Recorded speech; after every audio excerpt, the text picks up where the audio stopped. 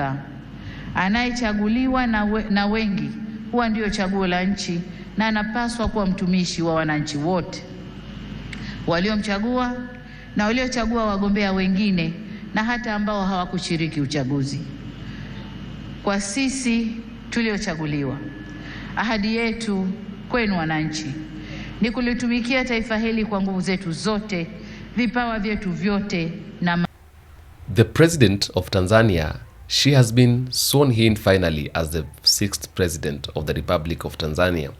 And she was sworn from the barracks where the militaries, and it raised a lot of questions because I picked another sense from my good friend Lynn Ngugi, and she, from her presentation, I picked something that really makes a lot of sense. Why would she go and take like the ceremony, the swearing in ceremony, to the barracks? What is it that she fears? She claims she was elected by 98% of the total voters in Tanzania.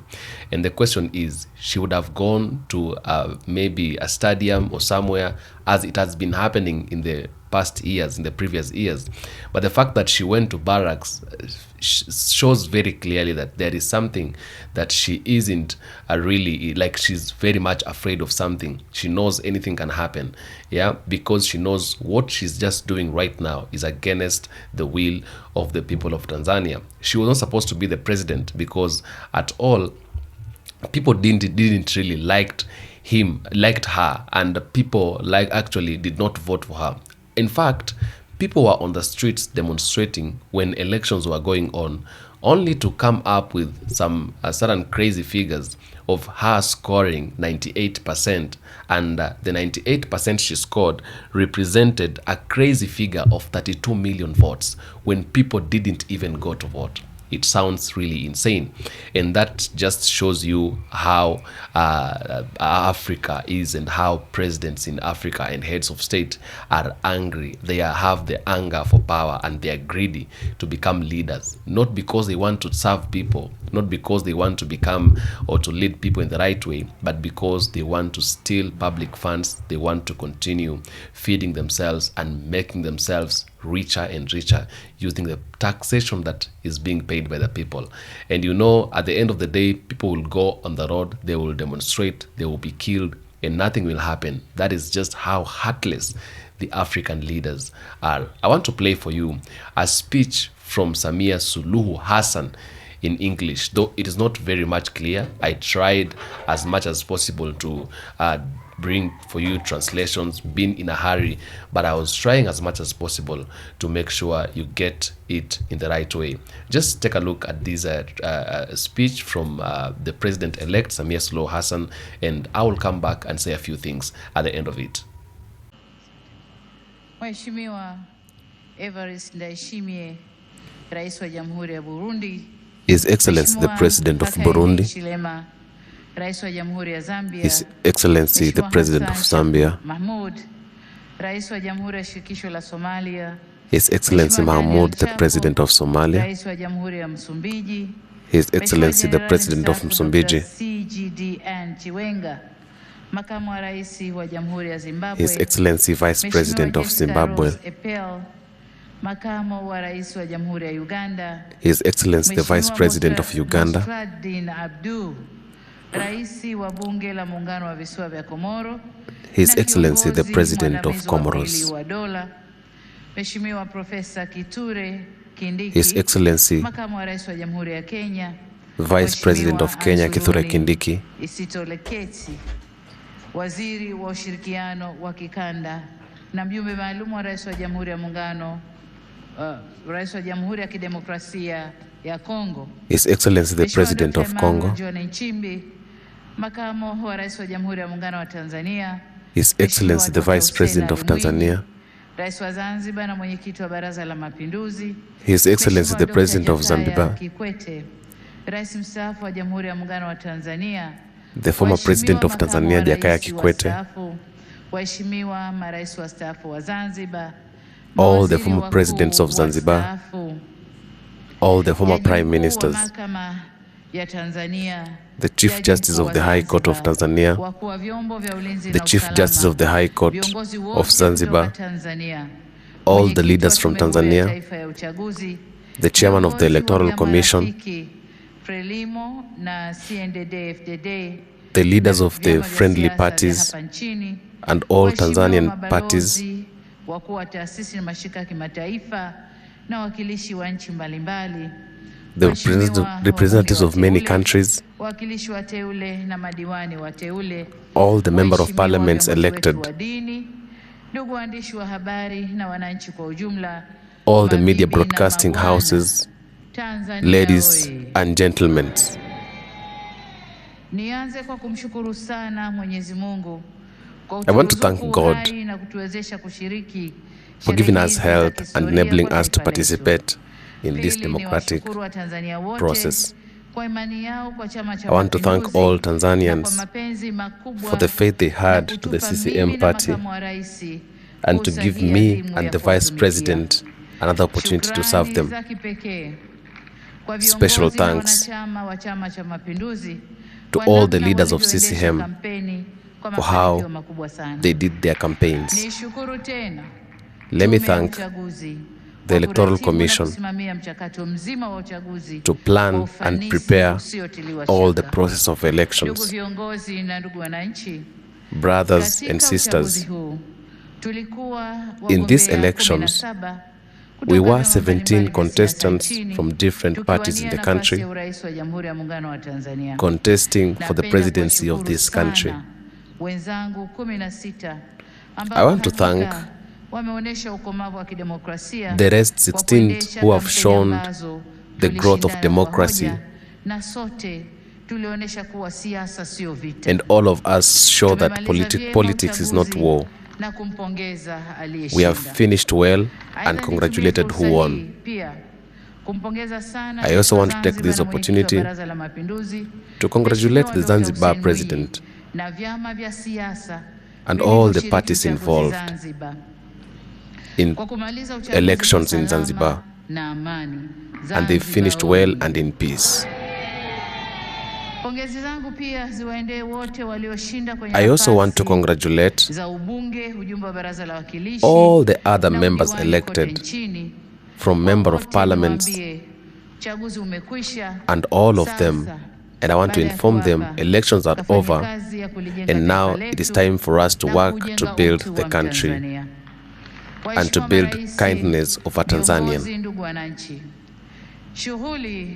My brothers and sisters, the process will only be good when it is the people who love you are also invited. I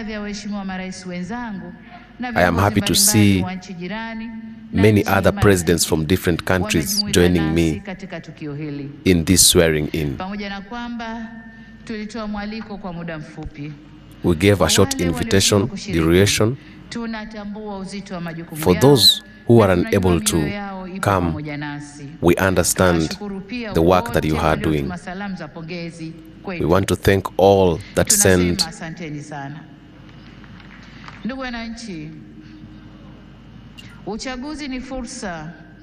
My brothers and sisters, elections is an opportunity for the citizens to express their feelings and to pick the leaders who will work for them well. During the time of campaign,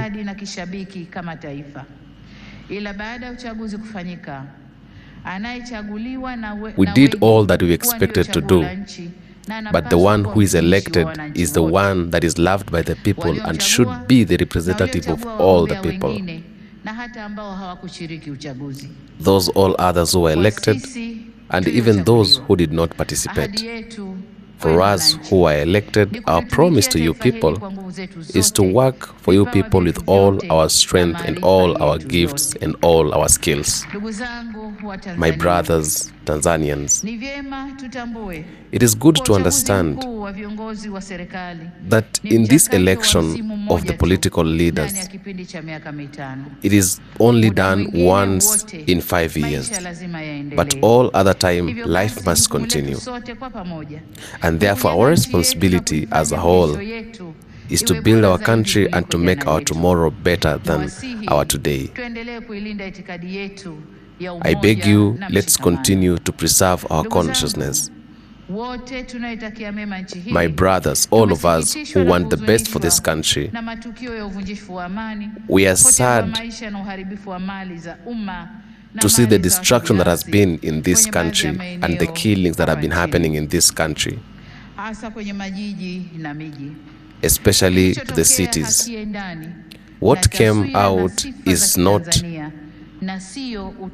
what we expected as Tanzanians, and it's not part of the praises of Tanzania.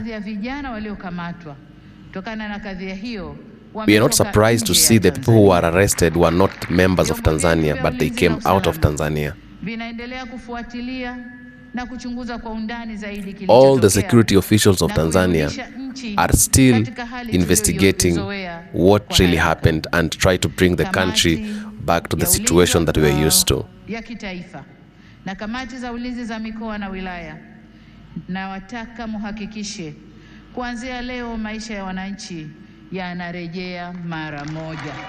Everybody and every associations, I urge you to make haste to make sure that the country gets back to its normal situation.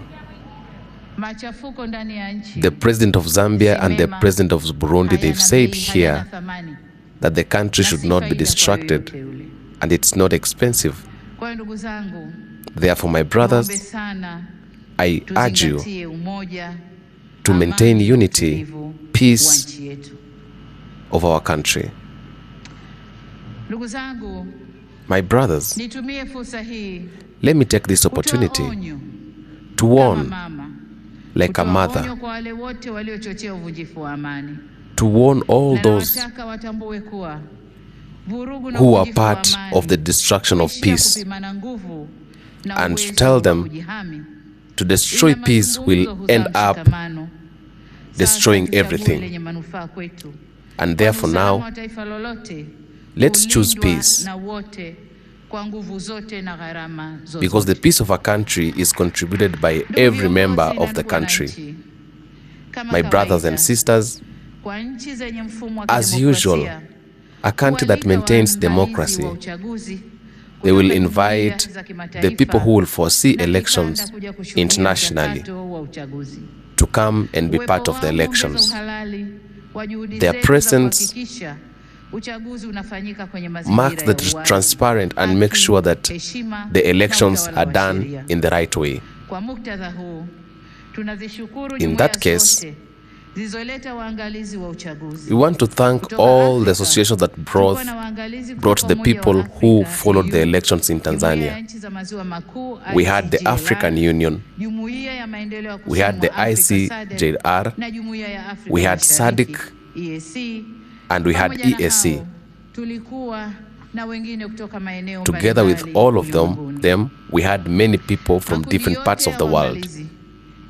All this group of people, they have given the report, and we thank them for being with us. And in respect, we have taken their views. But once upon a time, the third president of Tanzania, Benjamin Mkapa, in the years of 2000, when he was being sworn on to become the president, he said, I thank all the people who came to foresee the elections that happened. When they praised us, we've gotten the praises and we humble.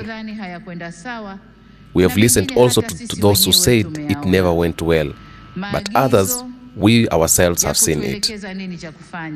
The instructions you've given us of what to do, we refuse it.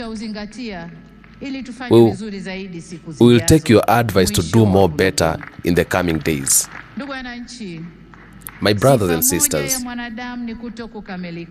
one value of a human being is that we are not perfect. And the only one who is perfect is only God. And that is why in this process, we are connected with talking, dialogue, and understanding each other.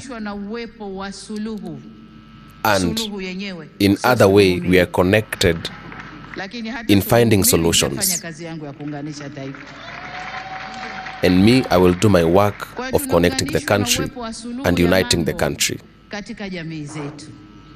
Kama mnavyofahamu, katika kuliunganisha taifa, and in uniting the country, the sixth regime started with dialogue, being patient with each other, changing the way after agreeing with each other and continuing to build our country. When we go forward, we will not be tired or going backward, but we will maintain what will build the country and unite the country. Our brothers and sisters, us coming here today, it's not because we want to give to those who have been able to win the elections, but it is the need of the Constitution to give the certificate and give the responsibility of becoming the president, so that we can be able to maintain and protect economy and build the country. For us to be able to do that, we have nothing but to work to respect the Constitution and the laws of the country. Apart from that, demonstrations, looting, and other things that does not bring benefits to the country, I urge you, Tanzanians, let us choose wisdom than anger, love than hate, patience than hatred, unity than division, peace than chaos. Above all, it is our responsibility to choose humbleness than pride. Our country is one, and it's bigger than anything else. Democracy is not measured by who won the elections, but by how we are doing our things after elections. We shall have strength when positive and negative views will be listened to and be taken with gratitude. And above all, we can be able to heal those with pain. This is not followed by only one side of the government, but all the members of the country, political parties, and our religions. And here, we are using this opportunity to thank so much all the leaders, the religion leaders, who kept on talking about peace during this hard time, during the elections, and after the elections, when they are still continuing to speak peace. My brothers have decided to use this podium today to thank everybody and unite people and insist on unity as a country.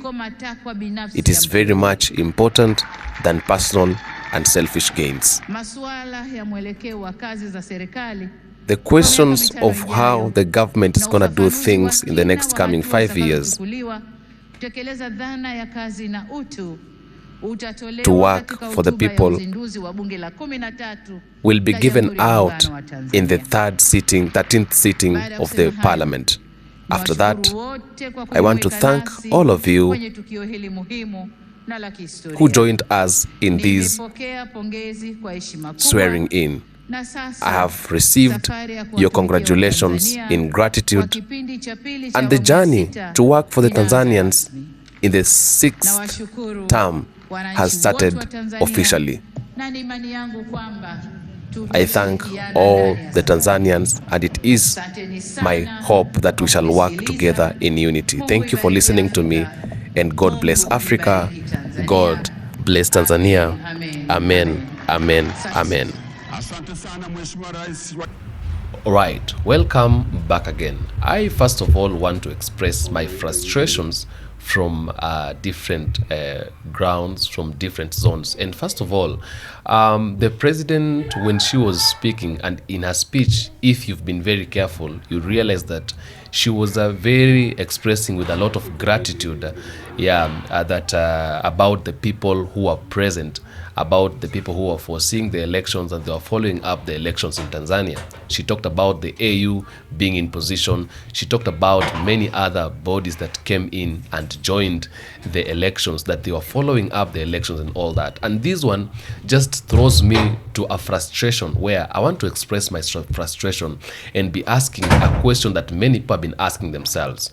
Why and how would the African Union be part of the elections that were not really happening as elections? They were happening as inauguration or something like that, or maybe say coronation or something like that. Because AU, being a body that serves all of African countries, should have come up with a solution to this. Human rights commissions were trying to come in. The AU was just quiet and very shameful. They are just coming out and saying out, we are part of the elections in Tanzania and we made sure that the elections were free and fair and also transparent. Which kind of madness is that? Is that how we are going to live as people? Is that how we are going to survive as people?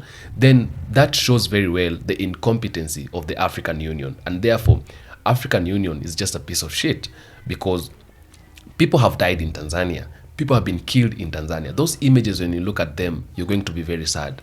They're just images you would never want to look at them. People have been killed simply because they are fighting for their rights. AU has the guts to come and say the elections were free and fair. The elections were transparent. We were part of it. We followed it. They are not addressing the fact that people have been killed. They're not addressing the serious issues, the serious matters that are supposed to be addressed. They are addressing issues and matters that are not even supposed to be addressed. The president has actually violated the human rights, but the AU cannot be able to address the human rights that have been violated. They are telling us, the elections were transparent and all that. That's the only thing they can do. People are looking at what can we be able to be given. And this just shows you that even African Union itself is not an independent body. It has been sabotaged. And the possible people to have sabotaged the African Union are the West, because they know the work of the AU is to make sure that things like this that violates human rights and go against the will of people should not be happening. But now, the fact that they cannot come in and try to put things right and try to put things in the right way, it really shows us that the African Union itself, it is not independent, and it has been sabotaged so that it can be able to serve the purpose, or rather can be able to serve a white man or to serve the Western countries. So they are providing protection to this fake regime, this fake government that has just been placed in power, that has just been sworn into power. They are trying to protect it. It's a fake government. I call it a fake government because you've seen what has happened, and therefore, by the African Union protecting them and by the African Union standing by their side, it really, really, really frustrates me. It is really frustrating me, and it shows us that we really need to do something as the African people to make sure that we are correcting every mess. Captain Traore, once upon a time, has condemned the African Union for not being competent. It has condemned African Union for not doing things in the right way, for not being the people and for not being the body that is supposed to be. And therefore, we need to really follow this thing up. We need to really find things to do, find solutions, how we can be able to help our countries, how we can be able to do things by ourselves, because this is a body that should be standing by the people, not a body that should be protecting and congratulating a regime that has killed people. People have been killed. Families have lost their loved ones. We have been seeing these pictures on the streets, and it is very much frustrating. Instead of the African Union fighting for the rights of the people and condemning Samia Suluhu Hassan for actually doing all that she did, they are saying they were part boldly. They were part of the elections, and elections were transparent, and elections were actually fair. That is very much insane. I also heard that SADC were part of it, and the East African Commission were part of it. And I'm beginning to think all these bodies and all these commissions are just bullshit. I don't think if there is like they have any work or any impact to the people of Africa, and they should just go away.